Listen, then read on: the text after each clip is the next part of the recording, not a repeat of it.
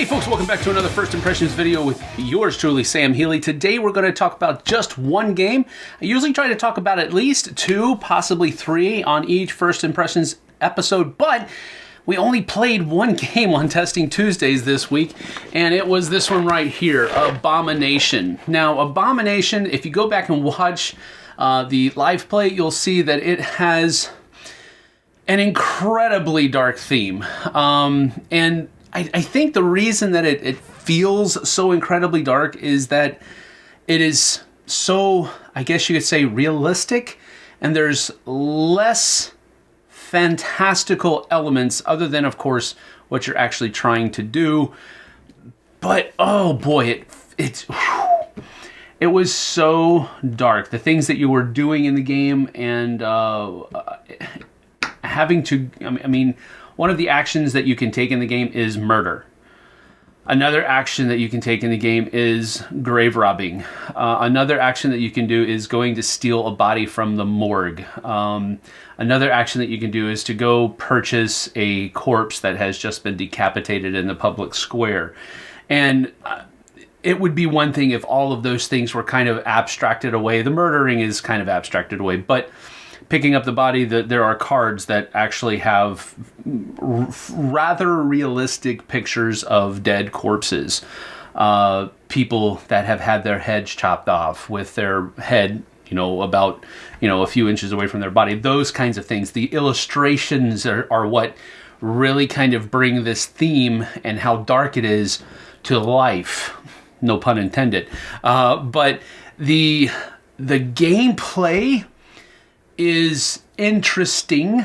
It is your I don't want to say basic run of the mill, but it is very much a worker placement Euro game where you are taking your workers to go and accumulate different resources, which are actually body parts and blood and all this other kind of stuff, so that you can try to assemble your own Frankenstein's monster. And it's really dark, but the gameplay is good. I like a lot of the different mechanisms, and there is a storyline that's in there that I like. I wish it was a little bit more prominent and more used. There are cards that may or may not trigger that you will get, and maybe you'll be able to use them, maybe you won't be able to use them. And if you kind of rely upon them, then you might be really kind of hurting yourself. But I like the story element of it. It has a very strong, kind of Dead of Winter vibe with the event cards, because some of them are held, and if a person goes to a certain event or a certain place on the board, then that event will trigger, that encounter will trigger, those kinds of things. So I like that aspect of it.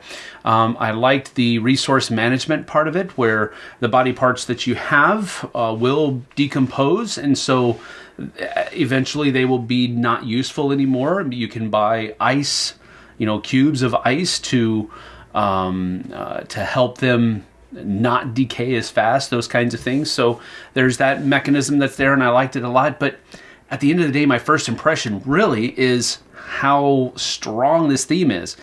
And that's not usually a bad thing for me. Usually the more thematic a game, the better. But because this is such a dark theme, it really kind of put me off a bit. And we actually had, if you watch the live play, we actually had to kind of make fun of the theme because it was so dark, just so that we could palette it, And that was unfortunate. When a theme is that dark, you have to kind of make fun of it in order to digest it, so to speak. So I don't know. I'm still going to stew a bit on this one before we do an actual review of it.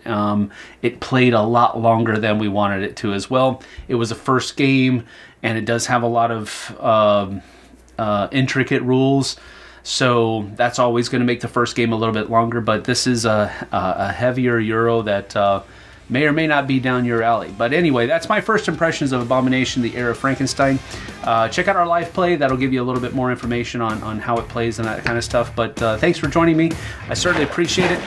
We'll see you guys and gals on the flip side. Take care.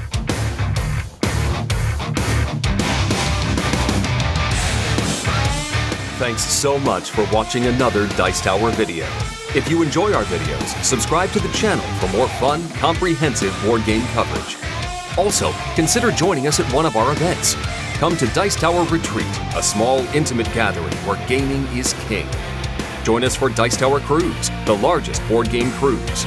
Attend Dice Tower West in Las Vegas for gaming fun on the West Coast, or Dice Tower East in Orlando in sunny Florida. Dice Tower Conventions, the friendliest gaming conventions on Earth. I'm Eric Summerer, and you've been watching The Dice Tower.